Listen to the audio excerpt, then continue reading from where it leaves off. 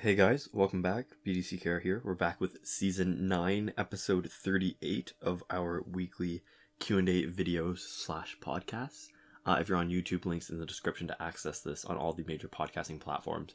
And if you're on the podcast, you almost certainly know about the YouTube, but you can reach that by Googling BDCKR Gaming or YouTubing it, searching it on YouTube. Maybe if you search it on Bing, that might work too. I'm not too sure. Right. But you'll find us if you want to find us. Bing. Oh my gosh. Yeah. You can Bing it. Yeah. That's the search platform that most people use today, right? Jeeves it. Okay. Ask Jeeves. So it's the one where they do it's the use of those kind of, what do you do? They're not neologisms, but they take a word that doesn't really have meaning and they make a verb out of it, or they make something out of it to try to make it happen. Yeah. So it's funny because I'm just more aware of it now that I'm looking for alternatives to Twitter. Yeah. That Mastodon, there's a whole discussion I saw about why publishing is the term they want to use, and they had to get away from the word toot, because Mastodon is like the elephant, right? Yeah. And they used to, like you would tweet on Twitter, and you would which toot is like the on noise Mastodon. a bird makes. Right, and toot is elephants like, toot. So, well, the interesting thing was, the background is that somebody offered the guy who developed Mastodon indefinite financial support. Yeah. It wasn't, I don't know that it was a huge amount, but it was just that it would be ongoing as long as he kept the publish function as toot. Oh. And that's what made him decide it. And I think English was not his first language, or maybe he wasn't North American, so he didn't realize the implications of what the word toot meant. That's very funny. Yeah, it was. I thought that was cute. I also think that for stuff like that, it almost, for me, I wouldn't care. For me, if you're tooting, I don't know what that does to the brand. You know what I mean? Yeah. I don't know how much harder that makes it to get investors or be seen as serious or whatever else. But to me, it's whimsical. It's whimsical. It's a little charming. It's I think for platforms like that, when people talk about like the bygone era of social media and the internet, the stuff that they miss is those weird little eccentricities that kind of get sanded down when stuff gets really big and corporate. Right. So stuff is like really weird and unique when people talk about like MySpace. Like I was never on MySpace, but the thing that I feel like that I hear people talk about the most is being able to like customize your like homepage. Oh, right. To be able to do fonts and all that work and like. So I remember MySpace, and what I remember from MySpace was, because I never really participated in that way. Yeah. It wasn't so much that it was customizable; there was so much bad design. Yeah. Like it was all this really chaotic kind of visually disjointed. Yeah, because they let everybody do their own design. Right, and it was just not. Some of them were not very good. Yeah, but anyways. So it's too bad. R.I.P. Tooting on Mastodon. Yeah, and I think if anything, it's actually that charm is it. It's a bunch of ideas jumping around in my head. So that's one of the things that science fiction, near future science fiction, always has difficulty with, because science fiction isn't meant to predict the future, and if it tries, what it misses out on are all these little things that happen out of nowhere, like for no particular reason, because something random happened, and then it propagated, right? Yeah. Like it just kept on going. I think that's like a thing in world building in general, where a lot of times what you lose out on when somebody's a more amateur sort of world builder is you don't have stuff that's just there, right? You like read a book or whatever, or I know like me and my friends, when I haven't played in a long time, but would play like D&D when we do like campaigns. Like we weren't very good at it, and the thing is, everything that was around had a purpose. Oh, Chekhov's gun. There was nothing. But there was nothing that just existed, so it didn't feel, I think you can get the feeling of like a rich world when there's just like little stuff there. Right. And so I think, you almost have that same thing with like social media. If like if the rough edges are really sanded off, then it can sometimes feel a little bit like artificial almost. It doesn't feel, it doesn't have that sort of humanness to it. It doesn't have the depth. Yeah. Right? When everything you look at has significance. I mean, look at you. There's so much that you tune out as a result of just seeing it every day. And I think part of the joy in science fiction, it's not all of it, but part of the joy is just that sense of wonder that you get when you see all this stuff that's new to you, and you wonder, oh, what's going on? Yeah. In addition to the plot. And I think that's a skill that's often overlooked, and why I think genre fiction gets a bad rap sometimes as not being serious or sophisticated enough, is because they actually have to do so much more than mainstream fiction, where they take the setting for granted, Mm. and they focus specifically on non-setting elements. Well said. See, I wanted to make a joke where I said send toot, but I think it's too many layers, right? Because there's a send tweet as a way of like finishing an idea and moving on. But I don't know if it's too obfuscated by me changing it to send toot, or if it would have landed. Two tweets. Toot tweet. Anyways, our first question of the week comes from Akpoe Favour. I don't know. It's Akpohwe. It's my best effort at pronouncing that. Favour, I think, is pretty good. And they say, hey, BDCKR Gaming, how about you start playing Injustice 2 and then make some videos? It'll be highly appreciated. And there's some other questions. I'm gonna, he also, or sorry, I should say they, I don't know, also said later. Well, we can, it's not an unfair assumption because at least the stats from YouTube, I was going to say stats from Twitter, stats from YouTube tell us that 99% of our audience is male and young. Yeah, but if this is the 1%, that's no, not a man. Yeah, no, I don't mean that. I don't mean that this is actually the right way to do it. Statistically, I'm probably right. Statistically, you're probably not in trouble. Yeah, but they commented separately. I started playing Injustice this year. Played for a couple months, maybe 3 or more. Little did I realize this game was dead way before I knew. It's a good game that has its own ups and downs, but in 2022, it's not worth it. The game is old. No one talks about it anymore. Doesn't get any updates, and Hackers has taken over the online multiplayer battle leaderboard. Next year will be the 10 years anniversary. Hope this game gets one last update soon. And let me read one more comment. I think that's kind of related a little bit from Varun Games YouTube YT. And they say, BDCKR, I came to play Injustice after 9 years, and I'm seeing and hearing Injustices die, all glitches, bugs, and many more. I don't know what happened. I'm also hearing by Injustice 2 this game not getting updates.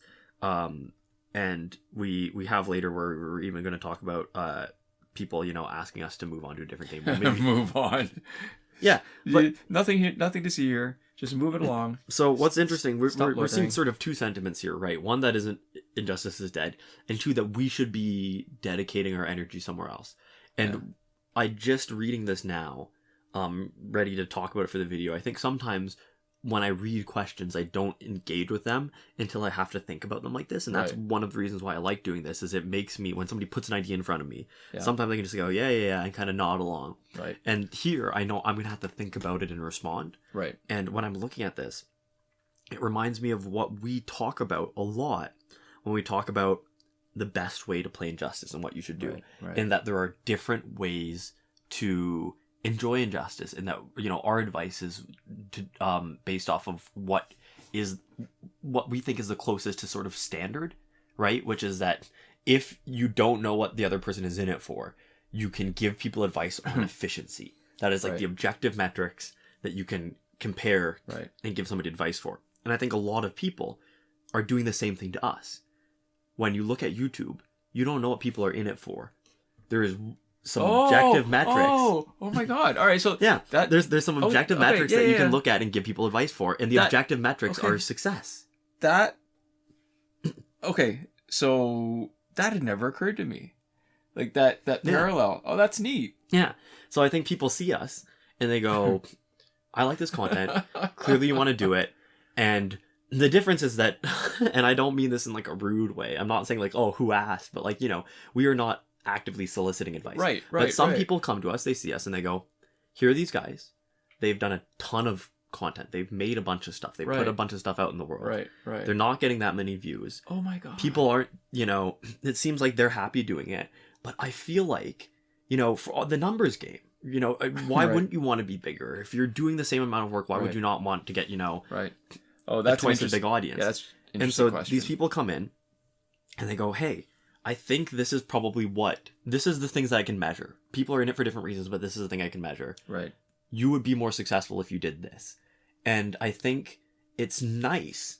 I think it's a little misguided, but nice. But I think it's nice because they're saying, hey, I think you are bigger than this channel. I think you could reach a bigger audience than you are right now. I think you could do more. I think you could have more than you are right now.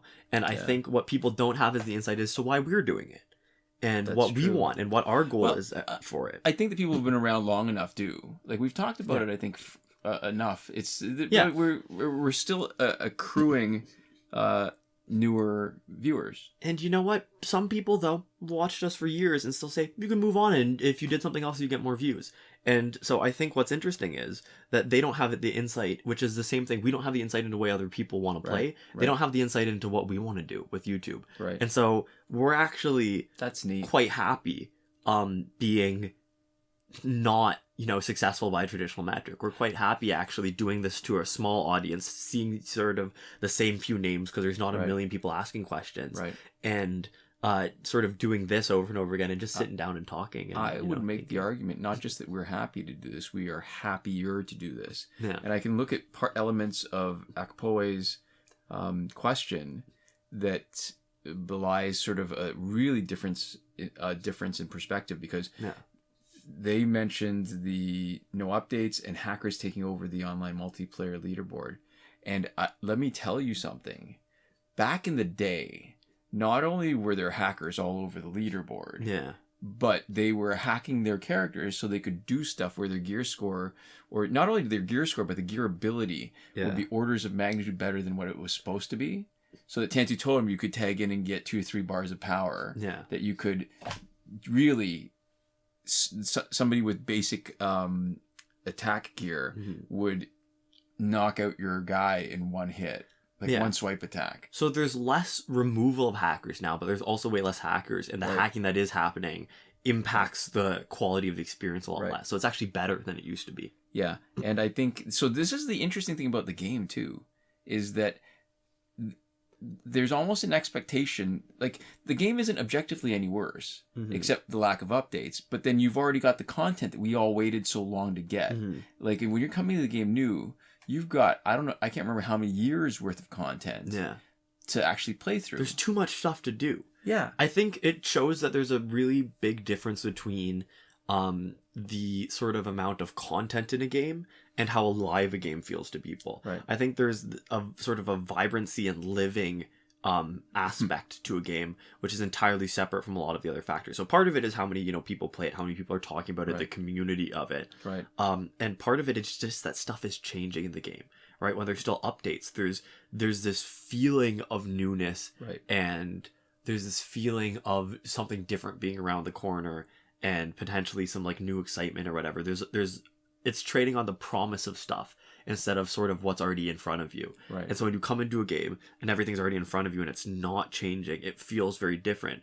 And, even in single player games, that I've talked before, like a long time ago, about the difference in playing like an old, like Bethesda RPG, right?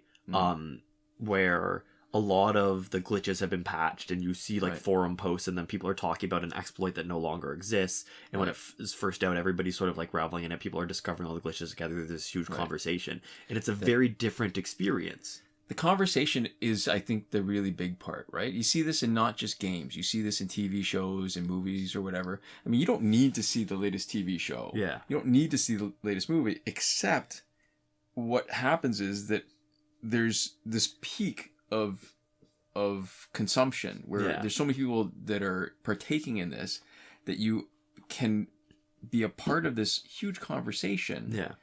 And I think it's probably a mistake on my part to sometimes overlook this, because to me, this game, in a lot of ways, I feel like I'm enjoying this way more as a sandbox kind of game instead of collecting game. I felt stressed.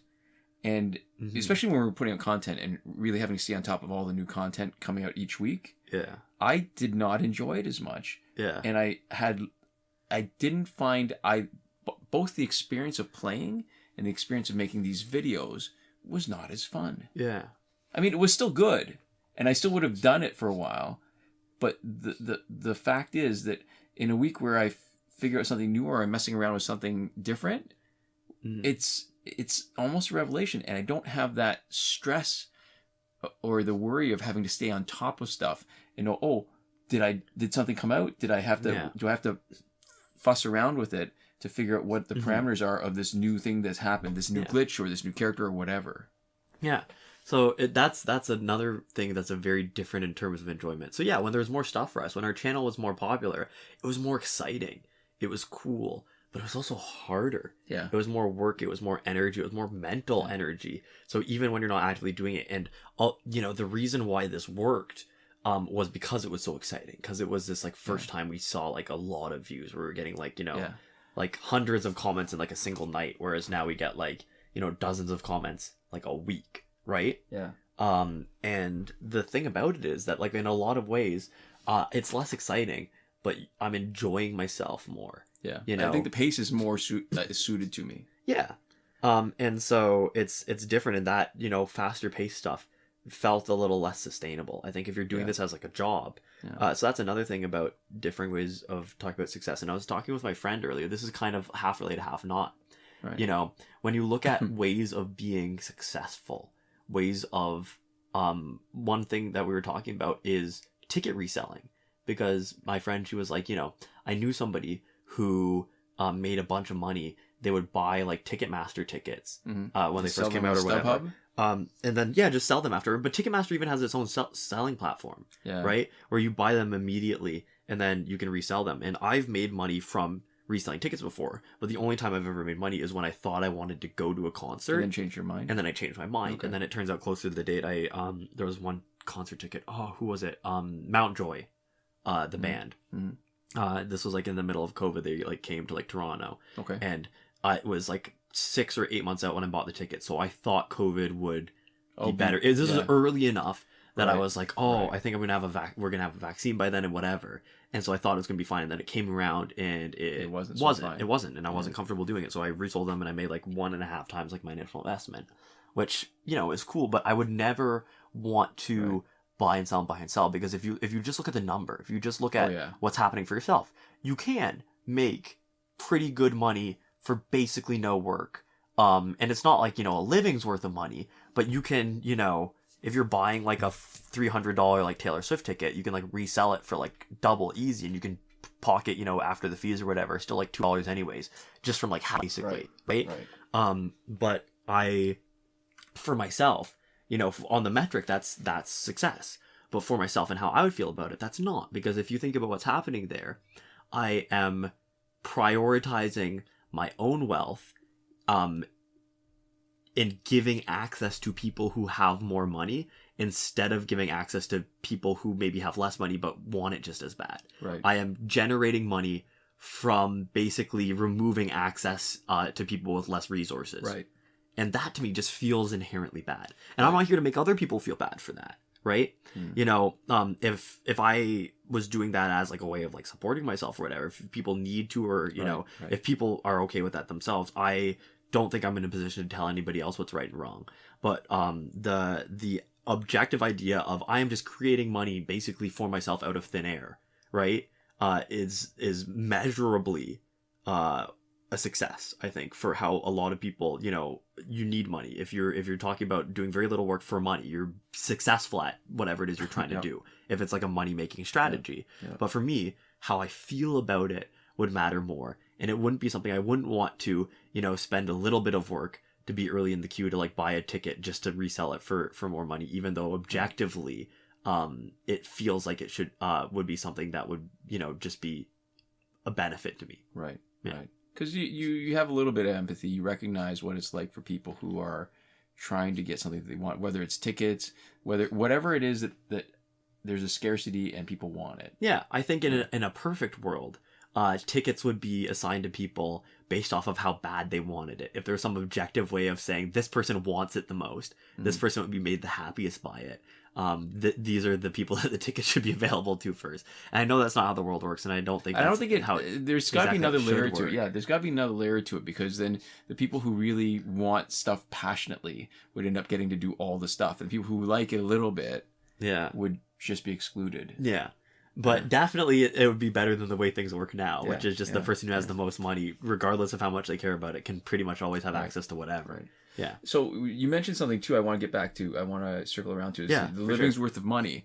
And I think one of the perspectives, because I'm making connections now again too, where you mentioned that us giving people advice on how they play without knowing, if they don't ask with enough detail, that our advice is based on the easiest, most objectively measurable outcome, is that if they're looking at us in the same way and thinking, oh yeah, they could get bigger, but to what end? The problem with the living's worth of money is, so at one point, so I'm going to maybe reveal a little more than I should for our audience, but so right now we are generating a little bit more than $20 a month in ad revenue for Yeah. this channel. So that's 2 videos every week. Yeah. All our back catalog, whatever so those are hundreds of videos.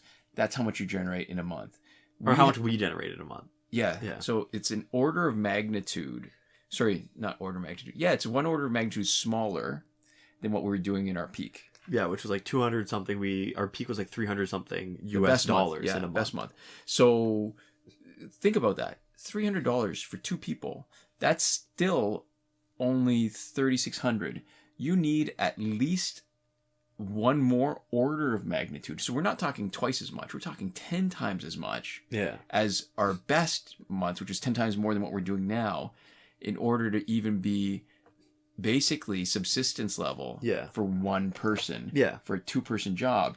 So because I don't know what the US to Canadian conversion rate is at any given moment, but right now the living wage in our area is around 40,000 Canadian a year. Right. And the living wage is enough to comfortably have a house and food and an entertainment budget food and counts whatever. like rental. Like, not when you say house, you mean like someplace to live. Yeah, like a shelter. Yeah, not like not like owning property necessarily. I think but like living wage it counts for everything, including entertainment budget. Right. At least the source that I looked at did, and that's I think a couple years old, is like about $40,000 a year. Right. And so yeah, we're getting like fractionally that. So we need 100 times as much as we make right now to be able to pay for one person's living wage. And for a 2-person endeavor. Yeah. And so we need 200 times as much right now. And that's not to be like wealthy off of this. That's to make like money to live and be okay doing this as the only way we get money. So, and to put that in perspective, again, I'm not really doxing myself. I can't imagine that I am, but I'm probably less than 10 years away from retiring. Yeah. So I've got a job. There's no way I'm going to be devoting this much time to something that new for the hope of achieving some sort of success on YouTube. So that, just to put that in perspective for the people who are listening, I mean, you know that already. Yeah. But And so I don't want to say that this channel isn't work in its current form, because there certainly is still work involved. Yeah. But it's routine, and we have sort of made things as easy and simple for us as possible in terms of the amount of work. And it is work that I can't speak for both of us, but I can say for myself, is well worth doing just for the enjoyment I get out of doing this. It's work that doesn't need to be paid. And I do also want to point out too, it's not just about the money, because it's given this has given us a huge number of opportunities, right? Yeah. Going to YouTube studios, parties, hustling, getting advanced reading copies of books that I never cool. would. That was amazing. And you know what the sad thing is? What? I am so busy now that even I haven't been hustling for that for a while, because if I were able to get the books, I don't think be able to read them. I wouldn't have enough time to read them before the release date to be able to say something properly to actually justify the advancedness of the ARC. So, I mean, as a collector, I love them anyways. I'd love to have it in my possession, even if it took me like years to read it. But it feels weird to do that. Like, one of the best features of this was doing those book reviews and getting a chance to read stuff ahead of time from authors that I loved. And it's gone. Like, it's just, life has gotten too busy, and I don't know what's happened. But, and we've streamlined the channel in, like you said, a lot of ways. But I don't know what it is. It's just that maybe it's getting too... Life is just a little too busy sometimes. Yeah. So, I think the idea that we would want to jump to something new, that to us is work in sort of a non-comfortable way. It's not routine. We'd have to be thinking about stuff. It would take up more emotional energy. There's this idea that people have been talking about the idea of emotional labor as separate from like physical labor. And that's been not a new idea, but what I've seen more recently is people talking about division of chores, and how when a man we're talking about in a heterosexual relationship, sometimes men will be like, well, I'm doing the same amount of chores as you, and what we are ignoring is the emotional effort of the woman who is planning all the chores, planning the dinner, doing all of the mental effort. I was thinking that emotional wasn't exactly it, but it is. There's a lot of intellectual stuff, right? Like your brain takes what we're seeing. What one of the interesting things that I've learned about, say, concussions is that part of the recovery isn't just resting physically. Yeah. Is resting mentally. And I think one thing we've overlooked is because we don't see it happening is that the brain actually takes a huge amount of energy. It's actually the priority for the glucose that's circulating in our blood. And when you overdo stuff with your brain and don't let it give a chance to recover, people with concussions won't heal properly, and they'll have long-lasting cognitive problems because of the early recovery period, not because they're doing anything wrong now, but because they didn't give it enough time to heal, and they just kept on pushing themselves mentally, even if they weren't doing anything physically. So yeah, I think that it's a totally legitimate way of thinking about stuff, and we've really overlooked it. Yeah, and so for us, what I'm saying here is that the idea of us doing something new, even if we were putting the exact same amount of time in, the mental energy would be so much more. It would take up more space in our head. We'd have to be thinking about what we were doing. It would turn from this sort of routine that we have into this uncertain thing that would be taking up so much more of our focus and attention, even if it wasn't taking up any more of our time. Right. Speaking of uncertainty, like just even the comment about or the question about Injustice 2 is that that's a perfect example. You put in the energy, you don't even know if you'll get anything out of it. Yeah. Because we played Injustice, we've done videos on Injustice 2, and for a lot of different reasons, you can go back and watch our videos if you want to search through around the time that Injustice 2 was released. We did a whole bunch of videos, we were actually enjoying ourselves, and then realized, not that great. Then our account got banned, and I thought, when we were free of it, we realized, we're not really enjoying this. There's a lot of reasons. It felt better. Yeah, the original Injustice was a better game. At one point we were doing Injustice 2, Mortal Kombat, and WWE Immortal. They're all basically, variations on a theme. They're very similar, if not like almost the same games. And it was, we were getting more views, but it was too much. And I think Injustice is a better game. So if we could have put in more time with another game, not Injustice 2, but just anything else, and realize afterwards, we don't actually have anything to make out of this. We've still committed the time. Yeah. And I realize, again, more and more as I get closer to retirement, how precious time is, and how I really value the time that we spend doing this, because it's like a conversation that we organize and schedule. But I also, excuse me, I also recognize that I don't have a lot of extra to give unless I can expect some sort of return. It doesn't have to be money, but just joy. Yeah, and for doing this, we already have our cost benefit analysis. We are happy to do this. And if we were going to make a concerted effort to make content for something else that we didn't start just because we inherently felt the drive to, I would need a payday. I need to get paid for it. You know what I mean? Yeah. We don't have the certainty of getting bigger or getting paid or those success metrics. I don't know how much I value them, even if, they were guaranteed. But I certainly know that I'm happy doing what I am now, and it might take a little bit of the joy out of it to pivot. So that is... It might. It will. Well, I might still enjoy it. I think if you find something, if there's something that just serendipitously presents itself to you, and you think, oh, that would be kind of cool to do, that's no problem. Yeah. But looking for something new, I think that's the issue. So here it is. Now you all, as our audience who is watching this, have the insight. This is our long form sort of precursor information. So now if you're giving us advice on what else to do with YouTube, you have more of an insight into our own heads. This is our version of giving a long preamble on a question about like what team should you use. This is, now we can say, what should we do with YouTube? That's cool. And you guys, that's a great connection. Yeah, never occurred to me until you just said that. I'm glad you had that same moment, because I was pretty happy with it when it clicked in my head. So I think we'll do one more thing pretty quick. Yeah. So Cameron 107, name we are familiar with. Another reason why I like doing this with a relatively small group is I feel like I get to know people a little bit. And Cameron often has good things to say. And this is no exception. I'm honestly really enjoying the Twitter debacle because I'm glad people are finally seeing Musk for what he is.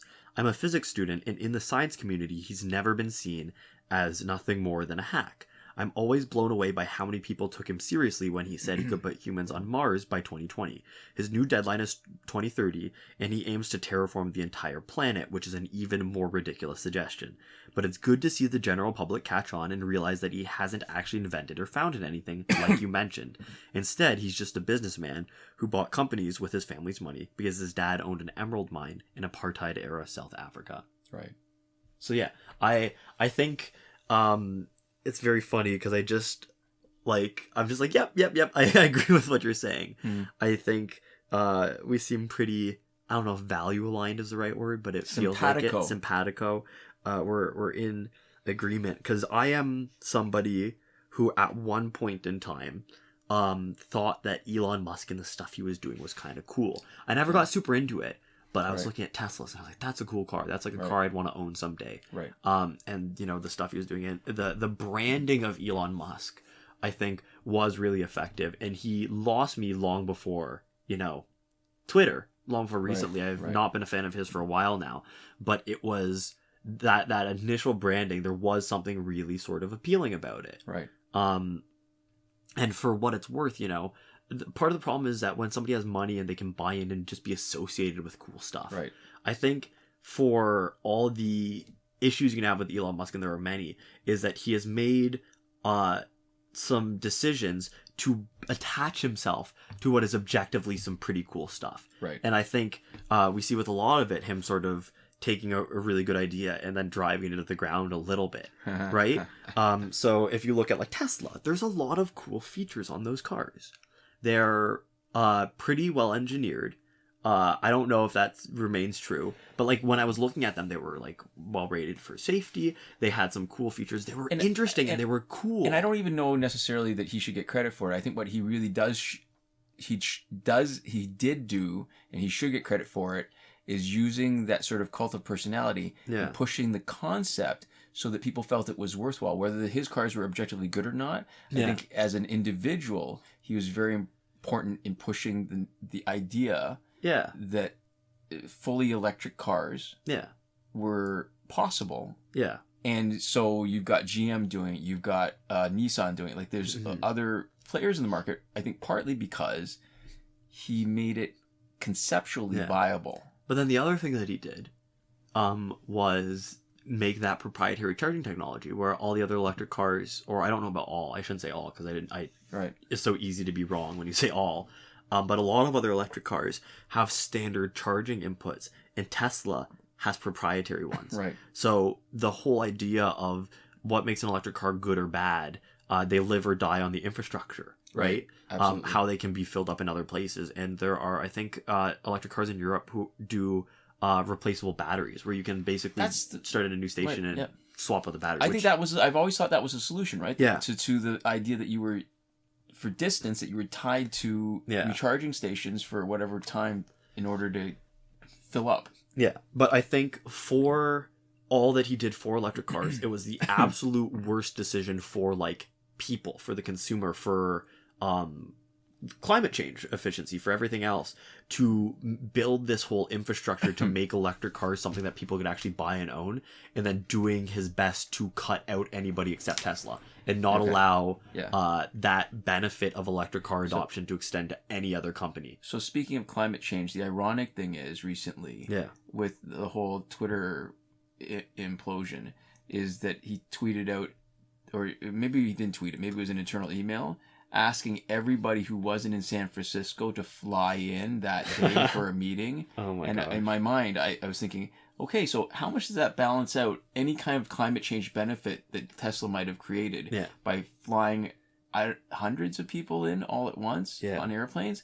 I'm guessing that, you know, it really changes the calculus of whether he's actually contributing. And also the idea of people buying Teslas not for their environmental impact, but because they're a cool car, and upgrading before they need to. Because really, that's the interesting thing, is that, like, you know, the real best thing to do with your car, even if it's a real gas guzzler, is to drive it into the ground. Yeah, because all the costs associated with producing it. Yeah, because there's a huge amount of initial upfront environmental impact just for having the car in the first place. And salvaging it really the biggest value of salvaging it is to have it running again. Yeah. Right? So if your car starts failing you, what are you going to do with that car?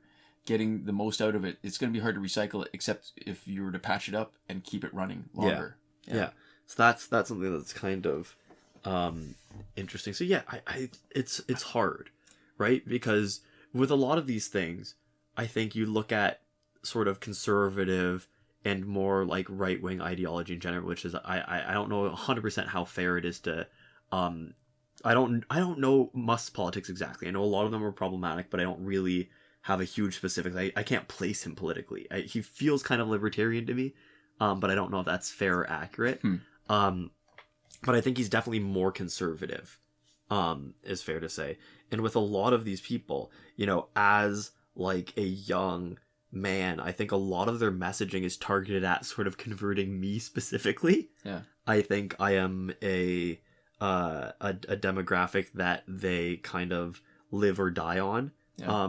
And so I saw when I was younger, especially, the marketing that was really made to get me on board, right. to pitch it to me. And I could see how it could be even appealing initially. Right. And then it just went so downhill, and they lost me at some point along the way. But I can even understand, it's hard for me to understand how people got to where they are today, still defending him. Right. But at different points along the timeline, it was still, even though I was long done with him, it was easy for me to see how somebody could have taken a slightly different path than me and ended up still really sort of in his camp at that point in time. Right. Interesting stuff anyways. So I wanted to tie it into this. It made me think of something else. This is the day for connections. Yeah. Okay. I want to make a really strong recommendation for an essay that a couple of writers I really enjoy, Ada Palmer and Joe Walton, did. They called it The Protagonist Problem.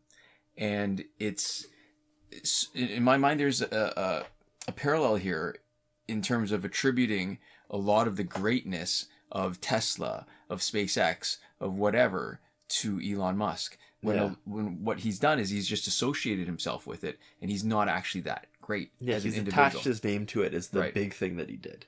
So it made me think of this because they were talking about this issue of how most of the stories, or not most of them, a lot of the stories that we hear have this protagonist. And I'm going to, I want to give you a sense of it because it's a much longer essay, but to at least give everybody listening and you a sense of why it's worth reading, because it's a really cool idea. And they both have done, I think, a few essays like this where they talk about something that's right in front of my face and they give it a perspective like you just did today that I didn't see. And then when I see it, when I hear it and see it, I think, oh my God, that is so true. So, all right. So starting in the middle of it, Joe Walton coined the word protagonismos in 2010 to mean the kind of person stories happen to. But I'm extending that meaning here. We tell a lot of stories in which one special person has the power to save the day, make the difference, solve the problem, and change everything. They might be a superhero, a long-lost royal scion, the last of their race, a child of prophecy, or they might, like Frodo, be an everyman who has that special courage or other quality which saves the day. Protagonismos is the protagonist spark, that quality some characters possess, which means the plot will not advance until our hero comes to lead the action, be it to victory or defeat. It's easier to see in clumsy examples. Think of that formula for an action team. There might be 5 characters: the smart one, the strong one, the kid, the love interest, and the protagonist, whose distinguishing feature may be described as courage or pure heart or determination, but really comes down to writing, that they're the one who always lands the final blow. The armies will not roll out, the superweapon fire, or the princess fall into the pit until James Bond or Robin Hood or Captain Kirk or Aragorn and Frodo, yes, there can be 2 in one tale, arrive and act. Many such stories are great stories. It's a great formula. There's a reason we've been writing it, since Homer had the Greeks succeed or fail based on Achilles' presence on the battlefield. But when we use this formula too constantly, when we make it the dominant structure of our stories, we advance the claim that even in 1,000 different worlds, in utopias and dystopias, in dragon cities and on Dyson spheres, from our cave-dwelling days unto the dimming of the sun, history is decided by the actions of special people dropped into each era to be its destined shaper. And while the archetype is old, its saturation has increased acutely in the last few decades. The stories may be wonderful, the call to action at the end of this will not be that we never write about protagonists, but the saturation of such stories, the vast majority of stories agreeing that protagonismos, that's fair. is what changes the world that can be bad. When some stories center protagonists, while others center teams, movements, families, etc., that teaches us that there are many ways a world can change. But when almost every story has protagonismos, it teaches us that all worlds work this way and leads people to see the real world and real history as resting in the hands of real world protagonists. This is harmful. It's harmful when people see themselves as not protagonists, and differently harmful when people do see themselves as protagonists. And one last thing to end it, and it doesn't really end it. It's just that this is sort of the kicker to me, is that, so what harm does it do? Believing that real life has protagonists, but that you yourself are not one, leads to imposter syndrome, feelings of powerlessness, inaction, cynicism, and despair. I think that's beautiful, and it really connects to this. And I think this was what a great idea. And I think this is part of the reason why people like Elon Musk end up having these people who will, like you were saying, who still defend him after all of this, because he's the guy. He's the guy. He's the protagonist. Yeah. Anyways, so I thought, you know what, you can read it free. It's at Uncanny Magazine online. It's called The Protagonist Problem. Yeah. What a better way to end it than sharing people's much more eloquent words than us. Yeah. You can leave with the feeling that we have said something profound instead of just reading somebody else's content. So there we go. I think that's a great note to end it on. So I'd like to give a shout out to Eliza Cooler Than Elon Caton. She is verifiably cooler than Elon Musk. If coolness is something that you value, you know, and Elon clearly does. And we'd also like to give a huge thank you to all the lovely folks who support us on Patreon. And that would be Bombo Ben, Consul Peasant, and Edwoon at the top tier last word. Sinemac and Mohammed Albshaiti at Your Message Here tier. Shawn Farrell, Daniel Simonson, Aaron Maule, Michael DeVries, Brandon C., Irvin Ruiz, Eddydoo, and Hoshi 127 supporting us at the credited level. And Chris Wolf, Scarlet Danny, Awesome Gamer 2 for 1, Pavu RS, Gavin Malott, and Isfar E at the gratitude level. Thank you so much for your support, and thanks so much all of you for watching. We'll see you next time. Komoda.